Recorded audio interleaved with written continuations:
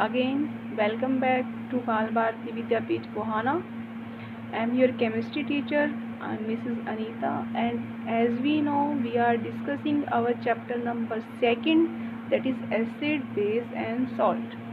In the last video, we discussed that acid and base react together to form salt and water.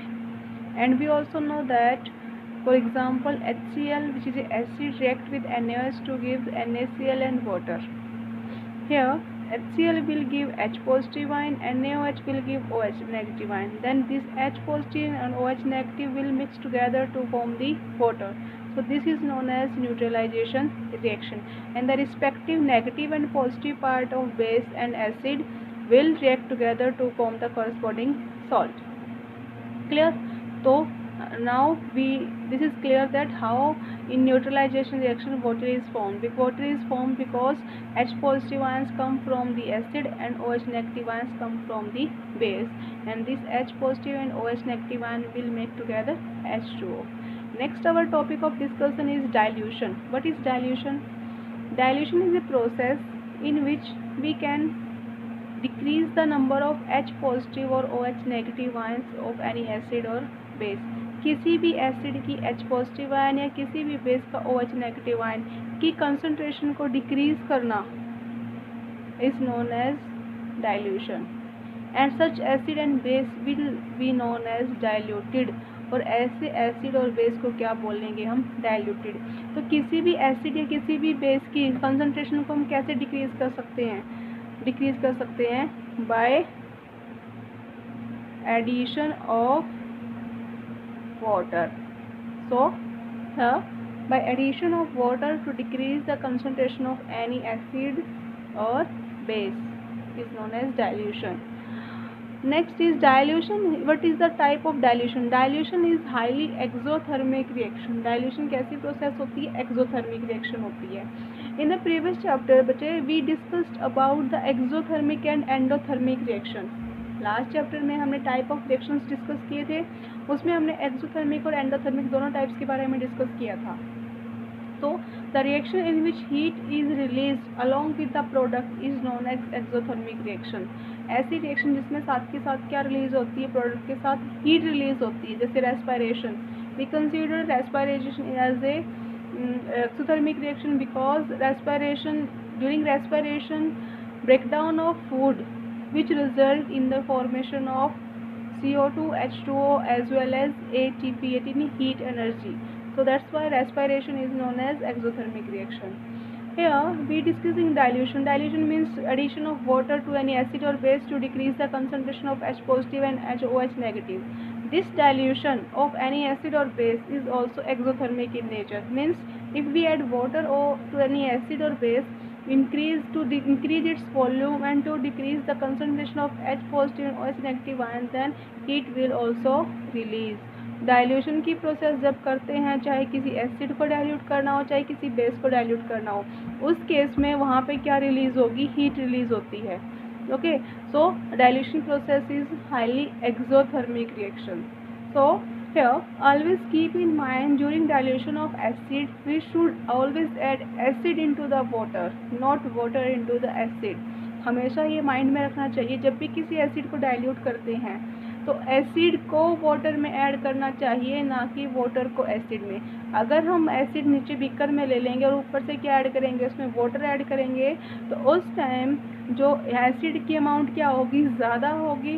उसके अंदर हम क्या डाल रहे हैं? वाटर डाल रहे हैं ड्रॉप वाइज. उस टाइम जो हीट ऑफ रिलीज होगा वो क्या होगा? बहुत ज़्यादा अमाउंट में हीट रिलीज होगी, जिससे क्या हो सकता है कि जो मिक्सचर का कंटेंट है वो स्प्लैश आउट हो जाएगा. जिस भी कंटेनर में आप उसको ले रहे हो वो उससे बाहर आ जाएगा. कंटेनर को क्या ब्रेक भी कर सकता है, और आप जो ये प्रोसेस कर रहे हो आपको भी क्या कर सकते हैं? इंजरी हो सकती है, आपको भी हार्म हो सकता है. So during dilution of acid we should always add acid into the water, not water into the acid, because dilution is highly exothermic reaction. Next our topic is strength of acid and base. How strong or weak an acid or base? Presence of H positive and OH negative ions make a solution acidic और basic. किसी भी solution में अगर H positive ion ज़्यादा है तो उसको क्या बोलेंगे, वो एसिडिक है। अगर OH नेगेटिव आयन ज़्यादा है तो क्या बोलेंगे कि वो क्या है, बेसिक है। Greater the number of H positive ion and OH negative ion, जितने ज़्यादा H पॉजिटिव हैं या जितने ज़्यादा OH नेगेटिव आयंस हैं उतना ही स्ट्रॉन्ग क्या होगा, acid. If there are more number of H positive ion in the solution then the solution will be acidic. If there are more number of OH negative ion in the solution then solution will be basic in nature. So the presence of these H positive and OH negative ions can be indicated by the help of pH scale। किसी भी solution के अंदर H positive ion की concentration को measure करना है कि वो कम है या ज़्यादा है, उसके लिए मैं स्केल यूज़ करते हैं जिसको बोलते हैं pH scale. pH scale means pH stand for potential of hydrogen means power of H positive ion या presence of H positive ion। Yo surely मतलब indirectly या conclusively pH is measurement of H positive ion in the solution। pH वो scale है, वो parameter है जो किसी भी सॉल्यूशन के अंदर किसकी मेजरमेंट करता है, H पॉजिटिव आयन की मेजरमेंट करता है कि सॉल्यूशन के अंदर कितने H पॉजिटिव आयन प्रेजेंट है। बेसिकली pH स्केल जो होता है उस पर 1 to 14 मार्क्स होते हैं, 0 to 7 होते हैं acidic, 7 is a neutral and 7 to 14 is basic in nature. Here is in the starting 0 to 7 concentration of H positive ion will be greater, after 7 to 14 concentration of OH negative ion will be more। 7 is a neutral in which H positive and OH negative ions are equal। So if we go from 0 to 12 the 14 then the basic strength increases, H positive ion decreases। If we move from 14 to 0 then concentration of H positive ion increasing means basic strength decreasing। Here the pH has some color like that, the grey deep reddish color indicate the strong basic strength, as the light color goes on as the red colour goes on lighting, जैसे जैसे लाल रंग हल्का हल्का होता जाता है pH जो है वो इंक्रीज होता जाता है। जितना कम pH है, lower the value of pH stronger will be the acid. जितना छोटा pH होगा एसिड उतना ही क्या होगा, ज़्यादा स्ट्रॉन्गर। डीप रेड है बिल्कुल तो वो क्या होता है, pH हाईली स्ट्रॉन्ग होता है, तो हाईली स्ट्रॉन्ग एसिडिक की बात हो रही है। डीप ब्लू है, pH पेपर पे इस तरह के कलर इंडिकेट होते हैं, आपको लैब में दिख जाएंगे ये। तो ये जो कलर वेरिएशन है ये डिफरेंट pH के लिए है। जैसे यहाँ पे 0 pH है वो बैटरी एसिड में मिलता है, इन्वर्टर की जो बैटरीज होती हैं। 1 और 2 के बीच में जो होता है लेमन जूस होता है, 2 और 3 के बीच में विनेगर सिरका होता है, 3 और 4 के बीच में ऑरेंज जूसेस होते हैं, 4 और 5 के बीच में टमाटो जूस होते हैं, 5 और 6 में ब्लैक कॉफ़ी, 6 और 7 के बीच में जो मिल्क है उसका pH होता है। 7 इज प्योर वाटर का pH होता है जिसमें H पॉजिटिव और OH नेगेटिव इक्वल होते हैं, वाटर न्यूट्रल होते हैं। ये 7 और 8 के pH सी वाटर होती है जो बेसिक नेचर का होता है। 8 और 9 के बीच में baking soda, 9 to 10 milk of magnesium GSO4 जिसको हम यूज़ करते हैं एंटासिड के तौर पे। 10 और 11 के बीच में अमोनिया सॉल्यूशन होता है जिसको यूज़ किया जाता है डिओड्रेंट्स के अंदर। 11 to 12 होता है जो सोपी वाटर, साबुन डिटर्जेंट का पानी जो होता है वो उसका बेसिक नेचर होता है। 12 to 13 होता है ब्लीचेस जो ब्लीचिंग एजेंट होता है। 13 to 14 होते हैं क्लीनिंग लिक्विड ड्राई क्लीनर्स वगैरह के अंदर प्रेजेंट होते हैं। तो ये सब कुछ और कॉमन सब्सटेंसेस हैं, जैसे गैस्ट्रिक जूस हमारे स्टमक में भी क्या प्रेजेंट होता है, एक्सिल प्रेजेंट होता है, तो उसकी जो pH रेंज होती है 1.6 से 3 हो जाती है। सॉफ्ट ड्रिंक जो सभी बच्चे ड्रिंक करते हैं वो क्या आती है 2.2 से 4 के बीच में होती है। विनेगर 2.4 3. सलाइवा जो हमारे मुंह के अंदर माउथ कैविटी में जो प्रेजेंट होती है सलाइवा, जहाँ से फूड की प्रोसेस डाइजेशन स्टार्ट हो जाती है, उसका pH होता है 6.5 और 7.5 के बीच में होता है। ब्लड का जो pH है वो 7.3 और 7.5 के बीच में होता है। एग का जो वाइट वाला पोर्शन है उसका pH होता है 7.6 और 8.0 के बीच में। तो ये कुछ कॉमन बेसिक pH हैं जहाँ पे जो जिन मटेरियल के जहाँ पे वो जिसमें एक प्रॉपर pH पे काम करते हैं। ये pH पेपर की कलरिंग है, जो pH पेपर होता है उसमें इस तरह की कलरिंग होती है। डीप बिल्कुल डार्क रेड जो होता है वो स्ट्रॉन्ग बेस, लाइट कलर होता जाएगा तो यानी कि इसका एसिडिक स्ट्रेंथ क्या होती जा रही है, डिक्रीज होती जा रही है। Next is importance of pH in daily life. इस pH की पावर ऑफ हाइड्रोजन आयन की हमारी डेली लाइफ में क्या इंपॉर्टेंस है। There are pH is very important for animals and plants because all animals and plants are pH sensitive because our body also work at pH range of 7 to 7.8. Plants also require specific pH for their growth. If the pH of the soil is get changed, then the growth of plants also get affected. Acidic rain. But is आप सभी ने acidic rain के बारे में सुना होगा, छोटी classes में सुना स्टार्ट हो जाता है। एसिडिक रेन क्या होती है? जब रेन वाटर का जो पीएच है लेस देन 5.6 हो जाता है, pH of rain water is less than 5.6, then it become acidic rain which is dangerous for life of aquatic animals. अगर रेन का जो पीएच है वो लेस देन 5.6 हो जाता है तो वो रेन क्या हो जाती है? एसिडिक रेन हो जाती है। और ये कब होगा? जब जो एयर होगी वो ज़्यादा पोल्यूटेंट होंगी। एयर के अंदर अगर नॉन मेटल ऑक्साइड ज़्यादा होंगे, क्योंकि हमने पहले भी डिस्कस किया था जो नॉन मेटल ऑक्साइड्स होते हैं, नॉन मेटल ऑक्साइड कौन से होते हैं? जैसे CO2 है, NO2 है, SO2 है, ये सारे के सारे क्या होते हैं बेटा? नॉन मेटल ऑक्साइड होते हैं। ओके, और नॉन मेटल ऑक्साइड जो किस नेचर के होते हैं? एसिडिक नेचर के होते हैं। अब अगर ये वाटर में मिल जाएंगे तो वाटर में अगर मिल जाएंगे तो वाटर में मिल के किसकी फॉर्मेशन करेंगे? ये एसिड की फॉर्मेशन करेंगे। तो वो वाटर जो है, वो रेन जो है, नॉर्मल रेन की बजाय क्या बन जाएगी? वो एसिडिक रेन बन जाएगी। क्लियर? जिससे एक्वेटिक लाइफ जो है वो हार्म होती है। PH of our digestive system, हमारा जो डाइजेस्टिव सिस्टम है वो भी क्या करता है? एक प्रॉपर पीएच पे काम करता है।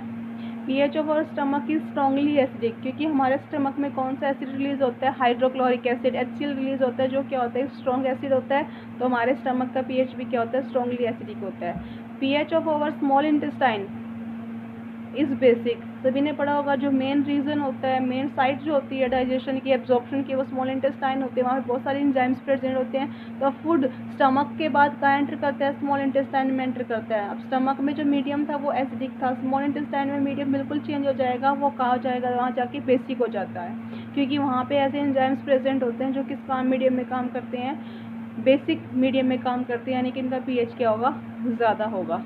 Sometimes there is a problem of acidity in our stomach due to release of more HCl। पर्च वगैरह की टाइम, मतलब ऑयली फूड के वगैरह कई बार होता है कि एसिडिटी की प्रॉब्लम हो जाती है। तो बेसिकली वहाँ पे क्या होता है कि हमारे स्टमक में ज़्यादा HCl रिलीज हो जाता है, जिससे वहाँ पे क्या जलन और पेन फील होता है। तो उस टाइम पे हम क्या प्रोवाइड करते हैं? इनो वगैरह प्रोवाइड करते हैं। The substance which are use to neutralise the acidity of our stomach are known as antacids. तो ऐसे सब्सटेंस को क्या बोला जाता है? एंटासिड्स बोला जाता है, क्योंकि ये सब्सटेंस क्या करते हैं? जो हमारे स्टमक के अंदर एसिडिटी हुई है, ज़्यादा अमाउंट में एसिड रिलीज हुआ है, उसको क्या कर देंगे?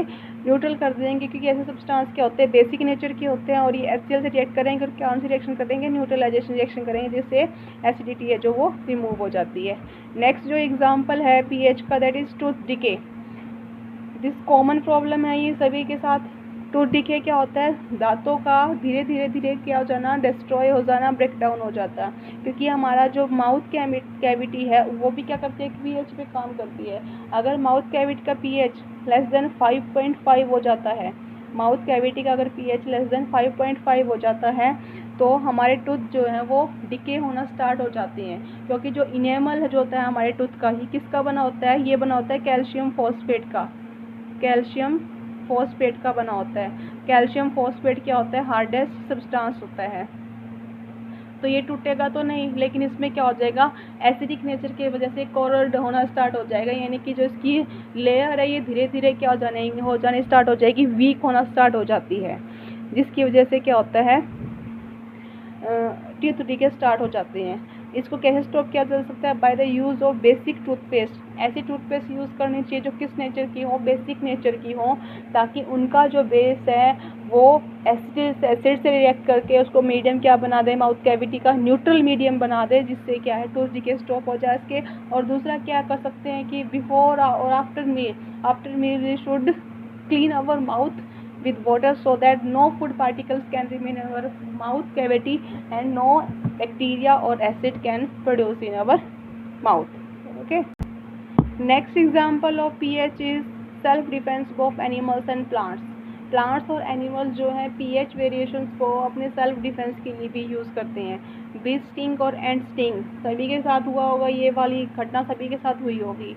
जब भी कोई बी या एंट आपको काटती है तो वो क्या करती है, उस टाइम बहुत ज़्यादा ईचिंग और बहुत ज़्यादा पेन होता है, वहाँ पे स्वेलिंग भी हो जाती है। तो बेसिकली वो उस टाइम पे क्या रिलीज़ करते हैं, एक एसिड रिलीज़ करते हैं, जिस एसिड को हम कॉमन लैंग्वेज में क्या बोलते हैं, फॉर्मिक एसिड, लेकिन इसका IUPAC नेम क्या होता है बेटा, मिथेनोइक एसिड होता है। ओके, सो जब भी कोई बी स्टिंग या एंट स्टिंग आपको काटती है तो उस टाइम वहाँ पे वो क्या रिलीज़ करती है, एक एसिड रिलीज़ करती है, जिस एसिड को क्या बोला जाता है, फॉर्मिक एसिड या मिथेनोइक एसिड बोला जाता है। तो वहाँ पे अगर कोई बेसिक मटेरियल अप्लाई करें तो वहाँ पे क्या हो जाएगी, न्यूट्रलाइजेशन रिएक्शन हो जाएगी। और आप सभी ने देखा होगा कॉमन लैंग्वेज में, कॉमन घर में किसी को बीज अगर काट जाती है तो वहाँ पे आयरन ऑब्जेक्ट को रब किया जाता है। आयरन ऑब्जेक्ट को क्यों रब करेंगे, क्योंकि आयरन क्या है, मेटल है। आयरन क्या है, आयरन ऑब्जेक्ट क्या को रब करेंगे, आयरन क्या है बेटा, मेटल है।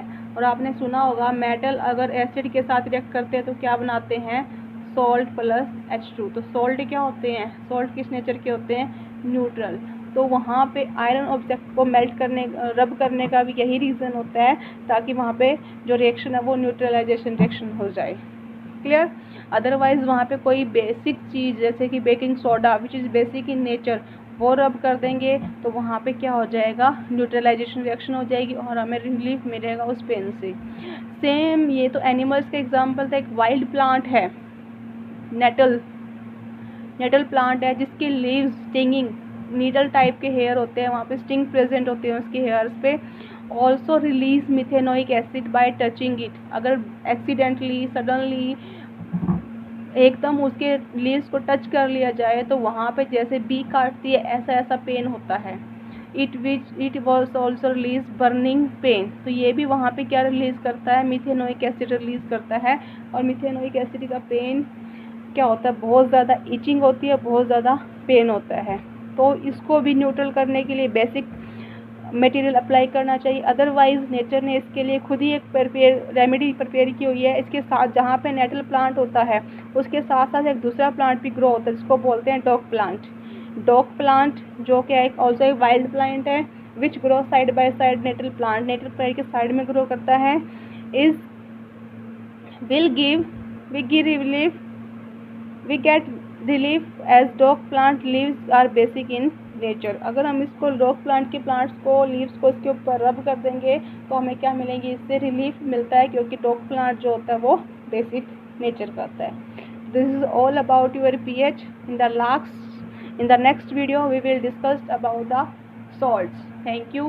if you like the video, please, if you understand the concept, please like my video and subscribe my channel, because you are future, you are hope of me। thank you, have a nice day।